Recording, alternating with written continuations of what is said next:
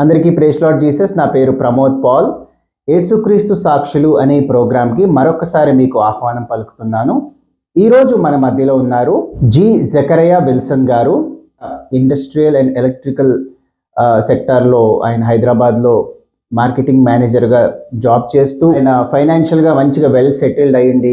ఎటువంటి మరి టెన్షన్స్ లేకుండా హ్యాపీగా గడుస్తున్న లైఫ్లోకి సడన్గా మరి ఫైనాన్షియల్ క్రైసిస్ బాగా ఎక్కువగా ఆయనకి మరి అప్పులు ఎక్కువైపోయి, అలాగే ఫైనాన్షియల్గా ఆయన బాగా దెబ్బతిని డిప్రెషన్లోకి వెళ్ళిపోయి సూసైడ్ చేసుకునే అంత స్టేజ్కి మరి ఆయన వెళ్ళిపోయి ఇంకా ఈ జీవితాన్ని చాలిద్దాం, ఇంకా మనకు వద్దు ఈ జీవితం అని అనుకున్న సమయంలో మరి ఎలా ఆయన యేసుక్రీస్తు ప్రభువుని తెలుసుకున్నారు, ఎలా ఆయన యేసుక్రీస్తు ప్రభువుని తన సొంత రక్షకుడుగా అంగీకరించారు, ఎలా యేసుక్రీస్తు ప్రభు ఆయన జీవితంలోకి వచ్చి ఆయన జీవితాన్ని మార్చారు, అలాగే ఆర్థికంగా నలిగిపోయి చితికిపోయి ఉన్న సమయంలో బాగా స్ట్రెస్లోకి డిప్రెషన్లోకి వెళ్ళిపోయిన బ్రదర్ని యేసుక్రీస్తు ప్రభు ఎలా పైకి లేవనెత్తారు, ఎలా ఆయన దీవించి ఆశీర్వదించి గొప్ప సేవకుడుగా ఆయన వాడుకుంటున్నారో, అలాగే ఆయన సేవా అనుభవాలు మనం తెలుసుకుని మనందరం ఆత్మీయంగా బలపడి ఎంతో మందిని ఆత్మీయంగా బలపరుస్తూ యేసుక్రీస్తు ప్రభు నామాన్ని మహిమపరుద్దాం. రండి. Praise Lord brother. Praise Lord brother. ప్రభు నామమునకు మహిమ కలుగును గాక. ప్రభు నా జీవితంలో చేసినటువంటి రక్షణ కార్యముల గురించి, నా జీవితం ఏ రీతిగా మలుపు తిరిగిందో వాటిని సాక్ష్యరూపకంగా చెప్పడానికి ఈ రోజున ప్రభు ఇచ్చిన అవకాశాన్ని బట్టి ముందుగా దేవాది దేవునికి నిండారా కృతజ్ఞతలు చెల్లించుకుంటూ, అలాగే నాకు ఈ సమయం ఇచ్చినటువంటి ప్రమోద్ పాల్ గారికి కుటుంబ పరంగా సంఘపరంగా నేను కృతజ్ఞతలు చెల్లించుకుంటున్నాను. ప్రభు మిమ్మల్ని మీ కుటుంబాన్ని పరిచయం దీవించును గాక. చిన్నప్పటి నుండి కూడా నేను క్రైస్తవ కుటుంబంలో పుట్టిన వాడిని.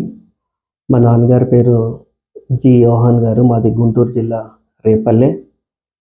మా అమ్మగారి పేరు రాజ్యలక్ష్మి. వారికి ముగ్గురు సంతానము. పెద్దన్నయ్య పేరు జాన్సన్, చిన్న తమ్ముడి పేరు శాంసన్, నా పేరు Wilson. Christ church interdenominational church అని IDPL colony Indian drugs and pharmaceuticals limited అని కూకట్పల్లిలో ఈ మందులు తయారు చేసేటటువంటి కంపెనీలో మా నాన్నగారు 1967లో జాబ్ వస్తే వారు హైదరాబాద్ రావడం జరిగింది. మేము ముగ్గురంగా కూడా పుట్టింది రేపల్లె అయినా కూడా అన్నదమ్ములుగా పెరిగింది మాత్రము ఎడ్యుకేషన్ అంతా కూడా హైదరాబాద్లోనే. చిన్నప్పటి నుండి కూడా మా నాన్నగారు మా అమ్మగారు దేవుని భయభక్తుల్లోనే మమ్మల్ని పెంచారు. మా నాన్నగారు రెగ్యులర్గా చర్చ్కి వచ్చేవారు కాదు, కానీ ఇంకా క్రిస్మస్కి లేకపోతే చర్చ్లో ఎలక్షన్స్ అని చెప్పినప్పుడు మాత్రమే వచ్చేవారు. ఎందుకంటే ఆయన నీతికి నిలబడేవారు అన్నమాట. ఎవరు కూడా పొలిటికల్ ఎజెండాతో సంఘాన్ని చీల్చకూడదు అని ఒక ఇది కలిగి ఆయన చేస్తున్న కంపెనీలో కూడా లీడర్గా ఉండేవారు. అందునిమిత్తము ఏ సైడ్ అయితే మన నాన్నగారు నిలబడితే ఆ సైడ్ విక్టరీ అనమాట. అందుకని అక్రమము చేయకుండా సంఘము కట్టబడాలి అనేది కరెక్ట్గా జరగాలనే టైంలో మాత్రమే వచ్చేవారు అనమాట. కానీ మమ్మల్ని అయితే మా ముగ్గురు అన్నదమ్ముల్ని చిన్నప్పటి నుండే సండే స్కూల్ నుండి పెంచారు మమ్మల్ని. మా చర్చ్కి ఎవ్రీ 3 ఇయర్స్కి పాస్టర్స్ సర్వీస్ మీద వచ్చి మళ్ళీ వెళ్ళిపోతుంటారు, కొత్త వాళ్ళు వస్తుంటారు. అలాగా బేసిక్గా అయితే ఫౌండేషన్ అనేది దేవుని వర్డ్లోనే ఉంది. నేను మా అన్నయ్య మా తమ్ముడు చర్చ్ యాక్టివిటీస్లో చాలా స్పీడ్గా ముందు ఉండేవాళ్ళము. మరి ముఖ్యంగా నా మటుకు నేను అయితే పాస్టర్ గారికి సేవ చేసే విషయంలో, వారి బ్రీఫ్ కేసు మోసే విషయంలో, వారికి వాటర్ ఇచ్చే విషయంలో, మా అన్నదమ్ముల ముగ్గురం కూడా చర్చ్ని అలంకరించే విషయంలో, ఊడ్చే విషయంలో, కిటికీలు తెరి అన్నీ ఇంకా సర్వీస్ చర్చ్కి అటాచ్ అయ్యి ఉండేవాళ్ళం అనమాట. అలా బాల్యం అయితే గడిచిపోయింది. ఒక రోజున మా కాలనీలో G+1 అనమాట. క్రింద పోర్షన్లో జాన్సాద్ గారు, శ్యామల ఆంటీ అని అంకుల్ ఆంటీ వాళ్ళు ఉండేవారు. వాళ్ళకి పిల్లలు లేరు. నేను అప్పుడు 9th క్లాస్లో అలా ఉండుంటాను.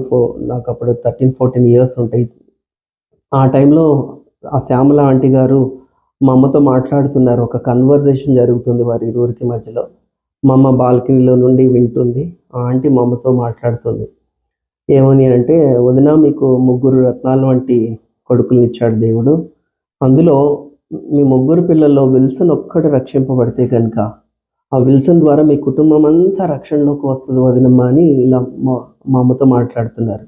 వాళ్ళిద్దరు కన్వర్జేషన్ ఆల్మోస్ట్ ఒక 5-10 మినిట్స్ జరుగుతూ ఉంది. నేను ఇంకా పరిగెట్టుకుంటూ వచ్చానేమో, నేను ఊపిరి తీసుకుంటూ ఉన్నా. నా ఆంటీ నన్ను చూడట్లే, మా అమ్మనే చూస్తాను. మా అమ్మ ఏమో అవునా వదిన అంటుంది.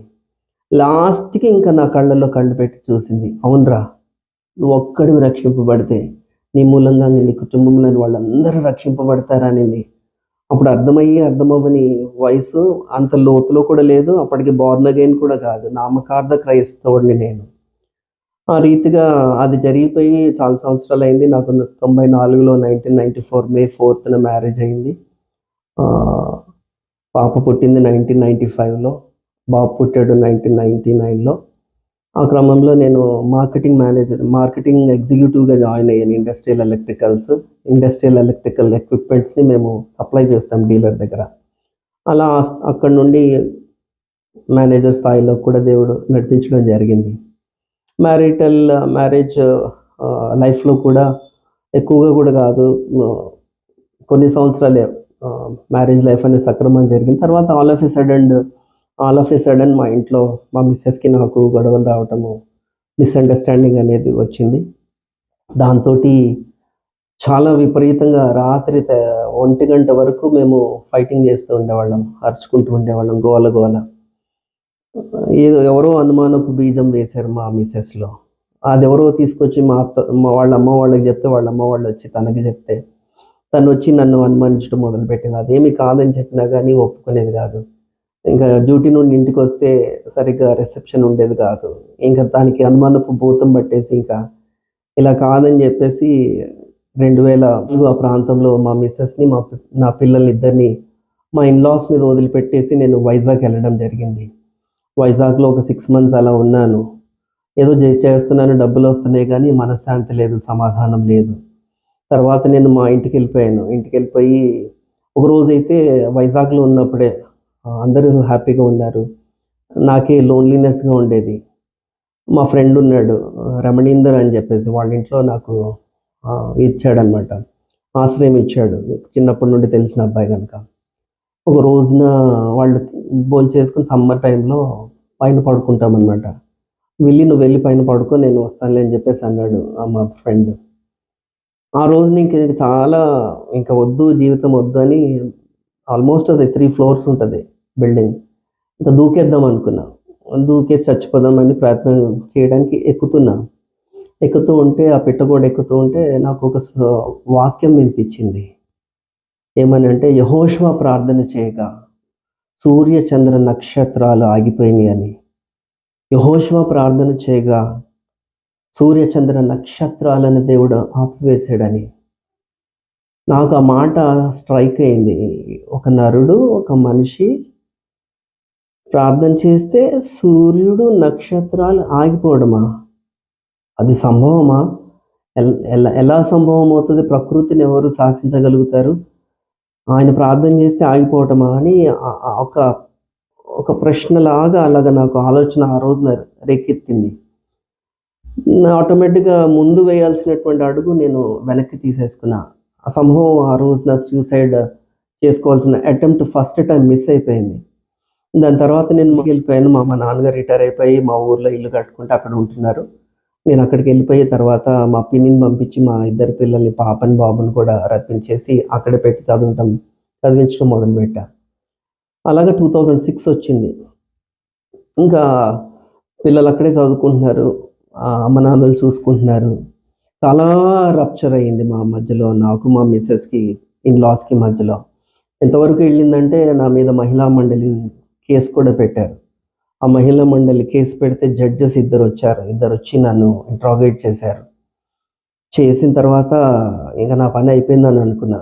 కానీ వాళ్ళు అక్కడికి వెళ్ళారు, మా మిస్సెస్ వాళ్ళ ఇంటికి వెళ్ళారు, నా దగ్గరికి కూడా వచ్చారు. తర్వాత వారు ఒక మాట అన్నారు, అయ్యా 11 సంవత్సరాలు నీ భార్యతో ఎలా కాపురం చేసావయ్యా, అక్కడికి వెళ్తే చూసాము అసలు మామూలుగా లేదు. సరే నువ్వు 10,000 ఒక 10,000 ఇస్తే లీగాలిటీ ప్రకారంగా నీకు విడాకులు ఇచ్చేస్తాం, డైవర్స్ ఇస్తామని చెప్పారు. చెప్తే నేను అనుకున్నాను, వద్దులే మేడం గారు, నాకు మా మిస్సెసే కావాలి, అది ఎప్పటికన్నా బాగవుతుంది, అదే కావాలని చెప్పేసి అంటే ఇంకా వాళ్ళు వెళ్ళిపోయారు. అలాగే నా మీద ఈగ కూడా వాలకుండగా దేవుడే కాపాడాడు అనుకున్నాను నేను. అది జరిగిపోయిన తర్వాత ఇంకా డబ్బులు సంపాదన వస్తుంది కానీ హృదయంలో వేదన, సముద్రం అంత చీకటి నా హృదయంలో నిండుకొని ఉండింది. ఇంకా అందరిని చూస్తే హ్యాపీగా ఉన్నారు, నా లైఫే మిజరబుల్ అయిపోయింది అనుకుని ఇంకా మా రేపల్లి నుండి సికింద్రాబాద్కి ఒక ట్రైన్ ఉంటుంది. అది పొద్దున్నే స్టార్ట్ అవుతుంది అనమాట. అయితే నేను పొద్దున్నే 5:30 కల్లా బ్రీఫ్ కేస్ తీసేసుకుని, నేను మార్కెటింగ్లో ఉన్నాను కనుక బ్రీఫ్ కేస్ తీసుకుని బయలుదేరుతుంటే మా అమ్మకి డౌట్ వచ్చేసింది. ఏంట్రా ఎక్కడికి వెళ్తున్నావు అని అడిగింది. లేదమ్మా ఇలా వెళ్తున్నాను, వస్తానులే అంటే, నువ్వు చెప్పెళ్ళు ఎక్కడికి వెళ్తున్నావు అనింది. అమ్మని గట్టిగా గదిమేసి చెప్తుంటే అర్థం కాలేదు. వస్తానంటే ఏంటి అది ఇది అని చెప్పి, నాకు లోపలైతే ఉంది సూసైడ్ చేసుకోవాలని. వెళ్ళిపోయాను నేను ఒంటరి పిచ్చుకగా సిమెంట్ బల్ల మీద కూర్చొని ఆకాశంలోకి ఇలాగ చూస్తూ ఉన్నాను. ఆకాశంలో ఇలా చూస్తూ నాలో నేనే మాట్లాడుకుంటూ ఉన్నా. అయితే ఒక సూటిగా మాత్రం నేను మాట్లాడుతున్నా. మా భారతీయులకి దేవుళ్ళు అనేవాళ్ళు 3 కోట్ల మందో 33 కోట్ల మందో దేవుళ్ళు దేవతలు ఉన్నారంట. వాళ్ళలో నిజమైన దేవుడు ఎవరో నేను నీతో మాట్లాడుతున్నాను. I'm talking to the one who created me. ఎవరైతే నన్నుగా చేశారో నేను నీతో మాట్లాడుతున్నాను. నాలాగా మనసుండి నాలాగా హృదయం ఉన్నవారు ఎవడైతే నన్ను చేశాడు నేను నీతో మాట్లాడుతున్నాను. ఎందుకు నా జీవితంతో ఆటలాడుకుంటున్నావు? ఎందుకు నువ్వు నా జీవితంతో ఆటలాడుకుంటున్నాను? మా తల్లిదండ్రులు పాపం చేస్తే నువ్వు వాళ్ళని శిక్షించు, అంతేగాని వాళ్ళు పాపం చేస్తుంటే నా మీదకి ఎందుకు వేస్తావు? పోనీ నేను పాపం చేస్తే నన్ను శిక్షించు, నా పిల్లల్ని ఎందుకు శిక్షిస్తావు? ఇలా అయితే నువ్వు దేవుడు కాదు, యు ఆర్ అన్ఫెయిర్. నేను నీతోనే మాట్లాడుతున్నాను, అందరితో కాదు, 33 కోట్ల మంది కాదు, 3 కోట్ల మంది కాదు, నేను నీతోనే మాట్లాడుతున్నాను. ఎవడైతే నన్ను చేశాడో నేను నీతో మాట్లాడుతున్నాను. ఇలాంటి బ్రతకడానికి నన్ను చేసింది, నాకు అవసరం లేదు ఈ జీవితము, నేను సూసైడ్ చేసుకోబోతున్నాను, I'm going to commit suicide అని అంటూ ఒక ప్రశ్న వేశాను. Do you have any purpose with my life? నీకు నాతో ఏదన్నా పని ఉందా? అయితే నువ్వు కాపాడుకో, ఇట్ ఈస్ యువర్ బాదరేషన్, నాది కాదని.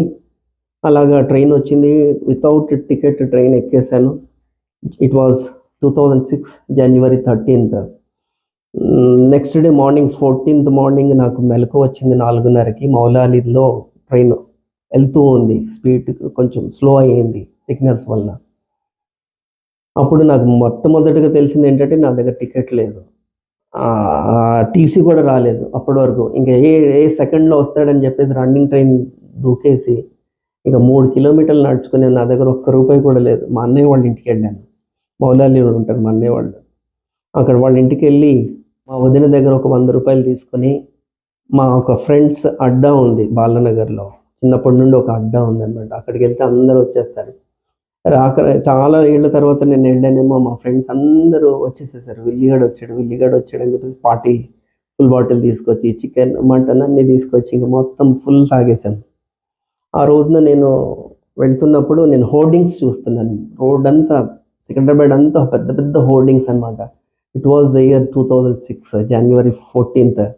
January 12, 13, 14 3 days Joyce Meyer international evangelist first time తను హైదరాబాద్కి వచ్చింది. తను ఆర్గనైజ్ చేసింది రివైవల్ మీటింగ్స్. సో అది చూశాను అనమాట నేను.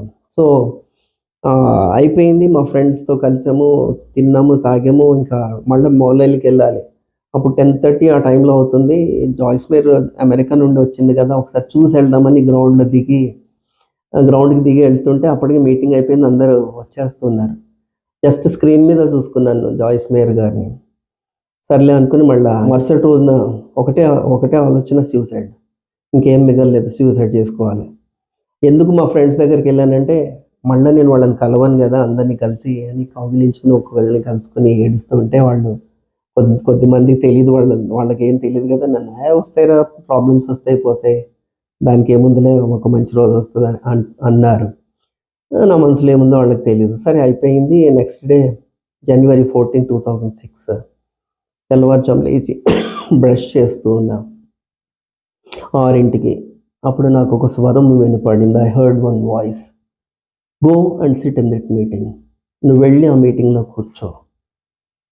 నాకు అర్థమైంది ఏ మీటింగ్లో వెళ్ళి కూర్చోవాలన్న స్వరము. నేను అనుకున్నాను, why at all I have to go to that meeting, what for I have to go to that meeting అని అసలు ఎవరు ఇది చెప్పారని లేచి మొత్తం నెతికేసాను. అక్కడంతా బాల్కనీలో కింద దాటేసి రోడ్డు మీదకి వెళ్ళి ఎవరో చెప్పారు ఈ మాట చెప్పేసి పరిగెట్టి వెళ్ళిపోతున్నారు అనుకుంటాను. మొత్తం నెతికితే ఎవ్వరు కనపడలేదు.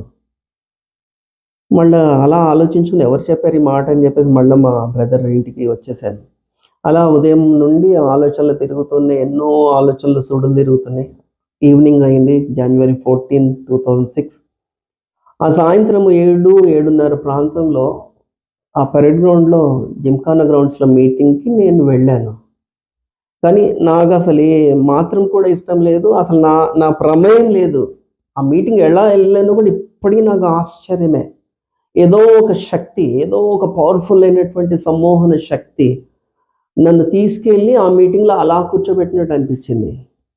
నాకు బాగా గుర్తు, అసలు నాకు ఇంట్రెస్టే లేదు ఆ మీటింగ్ వెళ్ళడానికి. కానీ నా కాళ్ళే నన్ను తీసుకెళ్ళి నా బాడీ వెళ్ళింది. కూర్చున్నాము. అప్పుడే జాయిస్ మేయర్ గారు డయాస్ మీదకి వచ్చారు. వచ్చి ఒక వాక్యం తీసి చదివారు. అది చిన్నప్పటి నుండి కంటత వాక్యము. తెల్లవారుజాము 2ంటికి 1 గంటకు నువ్వు లేపి John 3:16 అని అడిగితే కళ్ళు మూసుకుని ఫట్ ఫట్ ఫట్ చెప్పేస్తావు అనమాట. For God so loved the world that he gave his only begotten son, whoever believes in him would not perish but will have everlasting life. ఆ వాక్యం ఎత్తిపట్టి జాయిస్ మేయర్ గారు ఆ రోజున చదివి ఇలా వేలు చూపెట్టింది, చేయి చూపెట్టింది. My dear son, why do you want to commit suicide అనింది. నేను షాక్ అయిపోయాను. నేను అతను అమెరికా నుండి వచ్చింది, ఎక్కడి నుండో వచ్చింది. నేను దేవునితో మాట్లాడుకున్నాను ఆ సిమెంట్ బల్ల రైల్వే స్టేషన్లో. తనకెలా తెలుసా? నాలంటి వాళ్ళు ఎవరో ఉసురోమంటూ వెనకాల ఉన్నారని చెప్పేసి నేను ఇలా వెనక్కి ఇలా తిరిగి ఇలా చూస్తున్నాను. మళ్ళా సెకండ్ టైం ఇలా చేతి ఇలా చూపించింది. I'm speaking to you only my dear son, I'm talking to you only my dear son, why do you want to commit suicide అనింది. అప్పుడు నాకు కనెక్ట్ అయ్యింది. లేదు, పొద్దున వాయిస్ వచ్చింది, స్వరం వినపడింది, go and sit in that meeting. ఆ వాయిస్ ఈ voice one and the same. అప్పుడు నాలో నుండి ప్రశ్నలు, అక్కడి నుండి జాయిస్ మేయర్ నుండి జవాబు, నాలో నుండి సందేహాలు, నాలో నుండి ఎన్నో ప్రశ్నలు వస్తున్నాయి. అక్కడి నుండి జాయిస్ మేయర్ నుండి ప్రతి ప్రశ్నకు జవాబు వస్తుంది. లాస్ట్కి సారాంశం ఏంటి అని అంటే, Jesus loves you so much my dear sun, Jesus loves you so much. నిన్ను ఈ లోకానికి తీసుకురావాలని, ఈ విశ్వంలోనికి నిన్ను తీసుకురావాలని నా ప్రభువుకి ముందే తెలుసు. నీ కొరకైనటువంటి ఒక ప్రత్యేకమైన ప్రణాళిక ఉంది. 5 రోజులు సర్వ సృష్టిని చేసి 6వ రోజున నేను నిన్ను చేశాను నా కుమారుడా, నా రూపంలో నేను నీకు జన్మనిచ్చాను నా కుమారుడా.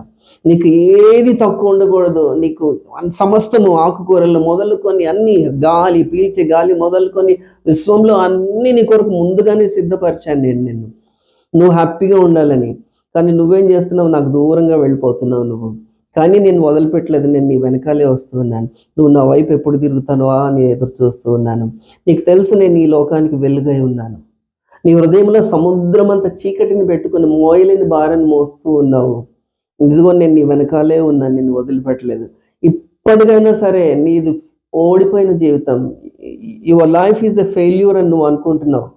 ఇప్పుడు నువ్వు నాకు అవకాశం ఇస్తే, నువ్వు నన్ను పిలిస్తే, if you welcome me in your life, నేను ఇమ్మీడియట్గా వస్తా. నేను వచ్చానంటే నీ సెకండ్ ఇన్నింగ్స్ ఎలా ఉంటుందో నువ్వు చూసుకో అని చెప్పేసి జాయిస్ మేయర్ ద్వారా వర్డ్ ఆఫ్ గాడ్ వస్తూ ఉన్నది.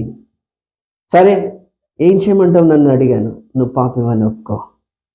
నీ తల్లి గర్భంలో నుండి నువ్వు పాపంలో వచ్చి నువ్వు పాపివని ఒప్పుకో. నేనే నీ సృష్టికర్తను, నేనే నీ రక్షకుడు, నీ కొరకే నేను కలువరిలో ప్రాణం పెట్టాను. నన్ను నమ్మగలిగితే నీ పాపములు, నీ దోషములు, నీ అపరాధములన్నింటినీ ఆ సిలువ మ్రాన్లో నేను మోసేశాను. నువ్వు నన్ను జస్ట్ విశ్వసిస్తే చాలు, నీకు నేను కృపతో నేను రక్షించుకుంటున్నాను.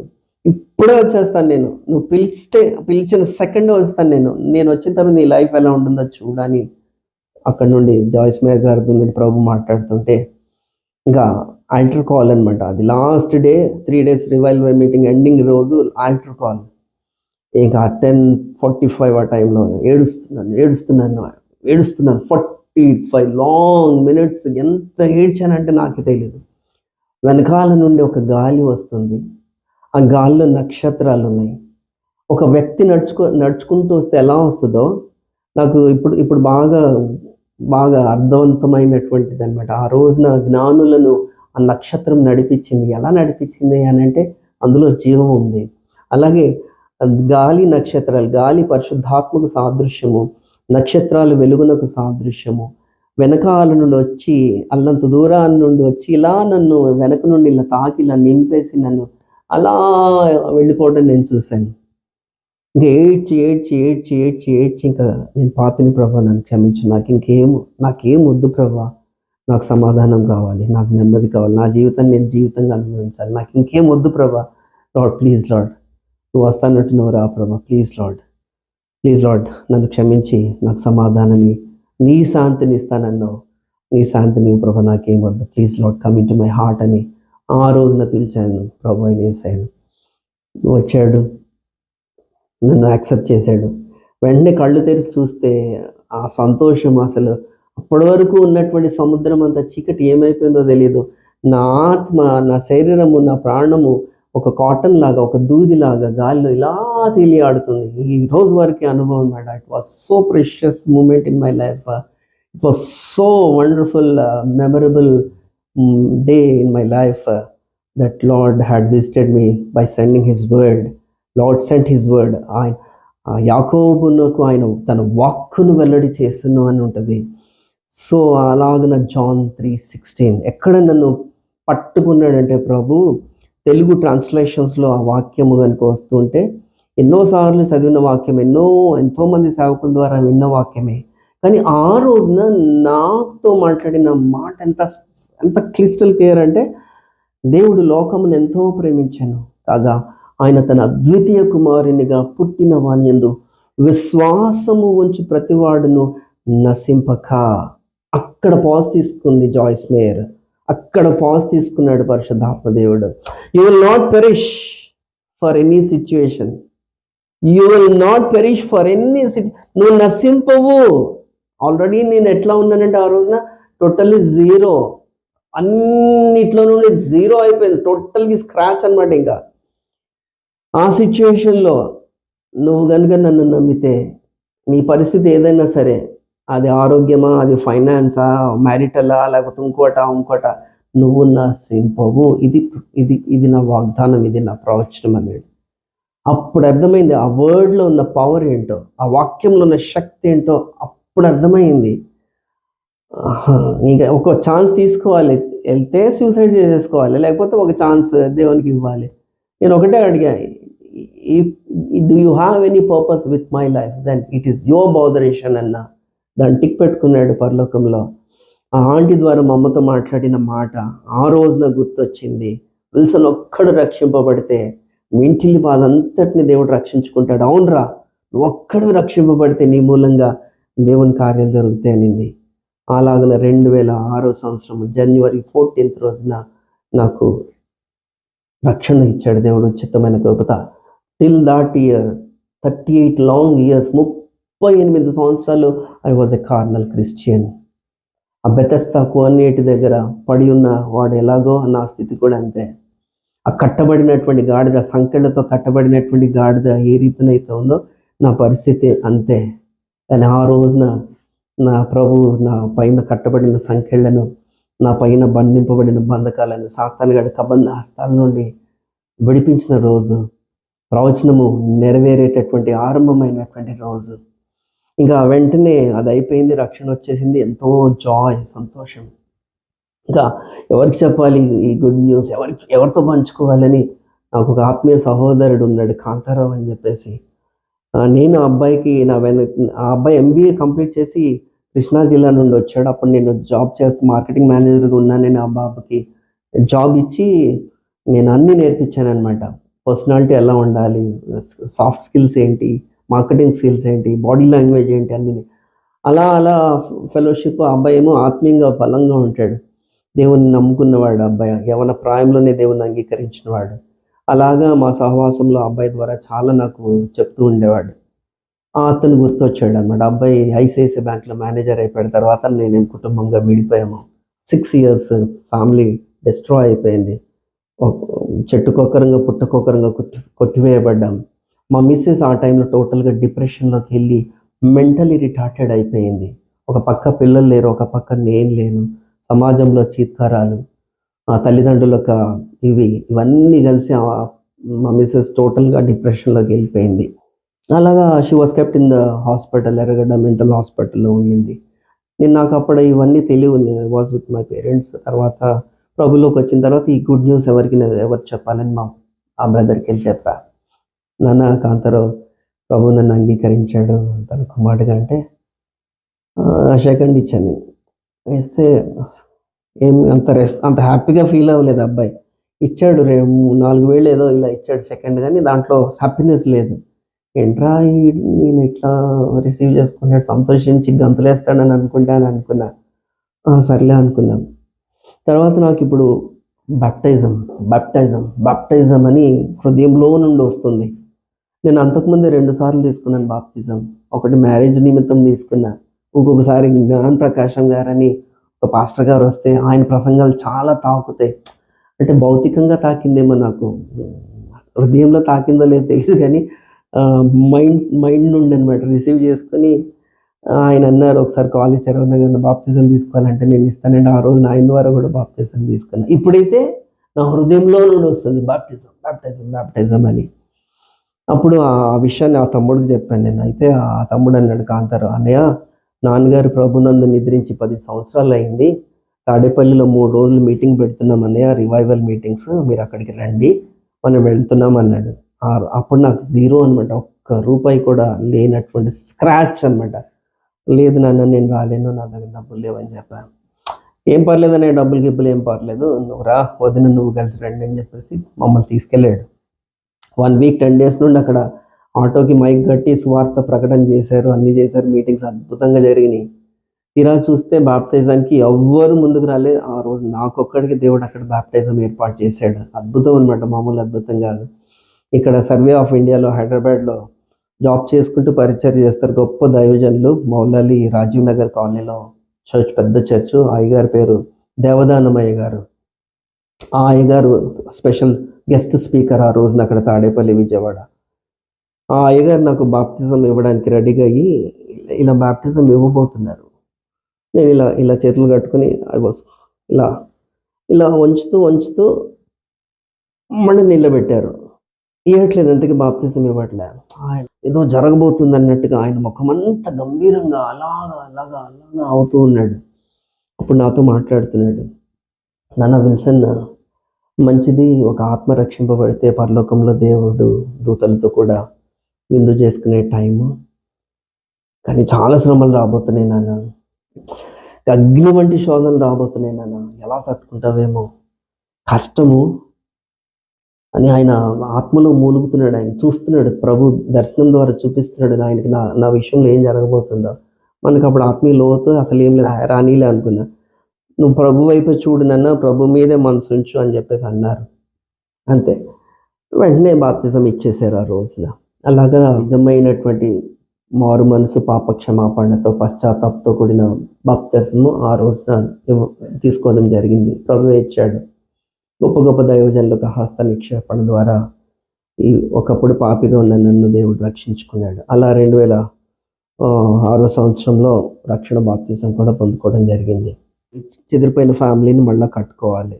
మా అత్త వాళ్ళ ఇంటికి వెళ్ళేసి మా అమ్మ అనింది, వద్దురా విజయను వదిలిపెట్టేసి, మా మిసెస్ పేరు విజయ, వదిలిపెట్టేసేయి, చాలా హింసించేసింది నిన్ను, ఆ కుటుంబం చాలా నిన్ను హింస పెట్టారు, నువ్వు 2వ పెళ్లి చేసుకో అమ్మా, పిల్లలు కూడా చిన్నోళ్లే కదా అని చెప్పేసి అనడం జరిగింది. అప్పుడు నాకు ఆత్మకు శరీరానికి సంఘర్షణ జరుగుతుంది. ఒక పక్కన ఆలోచిస్తే నిజమే, వాళ్ళని చాలా హింస పెట్టేశారు, వదిలేద్దాము అన్న ఒక ఆలోచన. ఇంకో పక్క చూస్తేనేమో దేవుని సమాజంలో, చర్చిలో, పరిశుద్ధుల మధ్యలో వాగ్దానాలు చేసి నిన్న భార్యని పెళ్లి చేసుకున్నాను, ఒకప్పుడు బాగుంది ఇప్పుడు బాగాలేదని చెప్పేసి విడిచిపెడితే అది ఎంతవరకు భావ్యం అని చెప్పేసి నా మనస్సాక్షి నన్ను గద్దిస్తూ ఉంది. ఇంకా అలాగ సంఘర్షణ జరుగుతుంది. ఒకరోజు మా అమ్మకి చెప్పేసాను నేను పిలిచి, అమ్మ నాకు మంచిదైనా చెడ్డదైనా కానీ అది పిచ్చిదైపోయింది, అది మెంటల్ అయిపోయింది, అది తిరుగుబోద్దు అయిపోయింది, అది తిరుగుతుందంట, ఎవరెవరితోనో తిరుగుతుందంట, వాళ్ళు వీళ్ళు చెప్తున్నారు అంటే, ఈ తిరుగుబోతు కానీ ఎవరన్నా కానీ అమ్మ, నాకు నా భారీగా ఉంటుంది, ఇంకా వేరే వద్దు, చేసుకున్నా కానీ నా పిల్లల్ని సొంత పిల్లలుగా చూస్తుందని నాకు హోప్స్ లేవు, వద్దు బాబు, ఆ, ఏదైనా సరే దేవుని మీద ఆధారపడుతున్నాను, విజయ్ గురించి కానీ నా గురించి కానీ మాట్లాడితే నీకు నాకు సంబంధం ఉండదమ్మా అని చెప్పేసి మా అమ్మగారికి చెప్పడం జరిగింది. అలా మళ్ళీ కుటుంబంగా మేము యునైట్ అవుతున్నాం. ఇంకా మా అత్తమామల దగ్గరికి వెళ్ళి అందరికీ సారీ చెప్పాను, అందరికీ క్షమాపణలు వేడుకున్నా. విజయని పిలవండి అంటే అతను సంగారెడ్డిలో ఉంది. అయితే వచ్చింది, ఆ, వెళ్ళంగానే రాలేదు, 2 రోజుల తర్వాత వచ్చింది. వచ్చి ఇంకా నేను కూర్చుని ఉన్న వాళ్ళ ఇంట్లో రావడం కొట్టడం మొదలుపెట్టింది. బికాస్ ఆఫ్ మీ ఆమె లైఫ్ అలా అయిపోయిందన్న ఇది వచ్చి బాగా కొట్టింది. వదకు తేబడిన గొర్రె పిల్లవలే అని చెప్పేసి ఆ వాకింగ్ గుర్తొచ్చి అలాగే నేను సరెండర్ చేసుకున్నాను. చాలా కొట్టింది మా మిస్సెస్ నన్ను. ఇక లాస్ట్కి ఒక పెద్ద ప్లేట్ లాంటిది తీసుకున్నా, ఒక పెద్ద గిన్నె లాంటిది తీసుకొని మా మిస్సెస్ కాళ్ళు అందులో పెట్టేసేసి, యేసయ్య శిష్యుల పాదాలు ఎలా అయితే కడిగాడో అలా నా భార్య పాదాలు కడిగేసి, దయతో క్షమించు విజయ, నా మూలంగా నువ్వు చాలా కష్టాలు పడ్డావు, నా మూలంగా నువ్వు చాలా సఫర్ అయ్యావు, ప్లీజ్ ఫర్గివ్ మీ అని చెప్పి రిపెంట్ అయ్యి కడిగేసి, నాకు తనకి మధ్యలో ఏమి ఉండకూడదని ప్రభువు ఆత్మ ఇలా నడిపిస్తుంటే అలా చేయటం జరిగింది. తర్వాత జాబ్ చూసుకున్నాను, ఒక చిన్న జాబ్ చూసుకుని మిస్సెస్ పిల్లలు తీసుకొచ్చుకున్నాను. అయితే మా మిస్సెస్ ఏంటంటే మెంటలీ రిటార్టెడ్ అయిపోయింది. అట్ ద సేమ్ టైం ఆ టైంలోనే ఒకప్పుడు మా మిస్సెస్ 40 రోజులు ఉపవాస ప్రార్థనలో ఉండేది. She was in the lord. నేనైతే కార్నల్ క్రిస్టియన్గా ఉన్నాను. నాది మార్కెటింగ్ అని నాకు చాలా రెస్పాన్సిబిలిటీస్ ఉండి పెద్ద పెద్ద మేనేజర్స్తో మందులో కూర్చునేవాడిని, ఇవన్నీ ఉండేవి. తను చాలా పవర్ఫుల్గా ఉండేది. డీజీ దినకరన్ అయ్య గారికి లెటర్స్ రాసేది, నేను ప్రెగ్నెన్సీతో ఉన్నాను అయ్య గారు, నాకు కొడుకు కావాలి ప్రార్థన చేయమని డీజీ దినకరన్ అయ్య గారికి రాస్తే బాబు పుట్టాడు. అలా అలా అలా చాలా పవర్ఫుల్గా ఉండేది. కానీ ఎప్పుడైతే మేము విడిపోయామో, శ్రమలు వచ్చినాయో, అప్పుడు మొదటివారు కడపటివారు అయిపోయారు. టోటల్గా మా మిస్సెస్ శరీరాస, నేత్రాస, జీవపడంబులతో పట్టబడింది. నేనేమో శ్రమల అగ్ని కొలిమిలాగా బాప్తిసం తీసుకోగానే అన్ని శ్రమలే ఇలా రావటం మొదలుపెట్టాయి. సరే అలా కొనసాగుతూ ఉంది. ఒక రోజున చాలా అసలు ఎలాంటంటే తట్టుకోలేనటువంటి శ్రమలు అనమాట, మామూలుగా కాదు. ఎవరికి చెప్పుకోవాలో అర్థం కాదు, ఎవరు చెప్పుకుంటున్నా తీరేది కాదు, అందరికి చెప్పుకుంటే లోకం అయిపోతాం. అలాగా వెళ్తూ ఉంటే ఒక సార్ గుర్తొచ్చారు, మా పిల్లలు చదువుకున్న స్కూల్ కరస్పాండెంట్ మాథ్యూస్ గారు కూకట్పల్లిలో ఉంటారు. ఆయన గుర్తొస్తే ఆయన దగ్గరికి వెళ్ళాను. నా శ్రమలన్నీ పరిస్థితులన్నీ 2.5 గంటలు చెప్పాను. ఆయన సింపుల్గా అలా కూర్చొని వింటూనే ఉన్నాడు. ఒక్క మాట మాట్లాడలే. ఆత్మీయ శిక్షణ నాకు దేవుడు ఇస్తూ ఉన్నాడు. ఆత్మీయ జీవితంలో God was teaching me and he was training me in the trials and tribulations అనమాట. అప్పుడు అర్థం కాలే. ఇంకా ఆయన దగ్గరికి వెళ్ళి మొత్తం చెప్పుకుంటే ఆయన అంతా వినిన తర్వాత ఒక మాట మాట్లాడాడు, my dear brother, God is giving you an opportunity to learn patience అన్నాడు. వాట్ అన్నా? Yes brother, God is giving you an opportunity to learn patience. I don't want you take it అన్నా. ఎందుకంటే ఫస్ట్ మార్కెటింగ్లో జాబ్ కోసం నేను ఏ ఇంటర్వ్యూకి అయితే వెళ్ళానో ఆ proprietor గారు, ఆ ఫర్మ్ ప్రొపరేటర్ గారు, మేనేజింగ్ డైరెక్టర్ గారు నన్ను 3 days పరీక్షించారు నా పేషెన్స్ని. ఫస్ట్ డే 9 o'clock మొదలుకొని రాత్రి 9 o'clock వరకు అక్కడే కూర్చోబెట్టుకున్నారు. ఆయన బిజీగా వెళ్ళిపోయేవాళ్ళు, ఫోన్లు మాట్లాడి మళ్ళీ అన్నీ దొరికాయి, టీ, లంచ్, డిన్నర్ అన్నీ దొరికేవి. ఫస్ట్ డే అంతా అలా చూశాడు. సెకండ్ డే మళ్ళీ రమ్మన్నాడు. సెకండ్ డే అంతా అలాగే కూర్చోబెట్టాడు. థర్డ్ డే రమ్మన్నాడు. నేను అనుకుని ఇది లాస్ట్ డే, ఇంకా నాకు ఓపిక లేదు, జాబ్ ఇస్తే ఇచ్చాడు లేకపోతే లేదని. ఆ 3 days అయిపోయిన తర్వాత నెక్స్ట్ ఆ 4th డేకి నన్ను మా sir, you are confirmed in the job, madam इसको गाड़ी दे देना और पेजर दे देना और जो भी पेट्रोल लगेगा गाड़ी के लिए పెట్రోల్ అన్నీ ఇచ్చేసేయండి, రేపటి నుండి he's coming, he's in to the job అన్నాడు. ఏంటి ఆ 3 రోజులు ఏం చూసాడంటే, ఈడు నాకు పనికొస్తాడే లేదా, పేషెన్స్ ఉంటుందా లేదా నా జాబ్ ప్రొఫైల్కి. Because we use to deal with big company managing directors, vice presidents of a company, president of a company, purchase manager, వాళ్ళతో డీలింగ్ అనమాట. వాళ్ళు ఎంతో బిజీగా ఉంటారు, వాళ్ళ టైం షెడ్యూల్ మనం మ్యాచ్ చేసుకోవాలి. అలాంటి పేషెన్స్ని కలిగి ఉన్న నన్ను ఈ రోజున మళ్ళీ ఇంకోసారి ఆ మాథ్యూ సార్ గారి ద్వారా my dear brother, God is giving you an opportunity to learn patience అన్నాడు. నాకు వద్దు, నువ్వు తీసుకో అన్నా. I mean what I say అని ఇలా కొట్టి నన్ను ఒక్క మాట మాట్లాడాడు ఆయన. తర్వాత ఇంటికి వెళ్తే 24 గంటలు తిడుతుంది నా మిస్సెస్.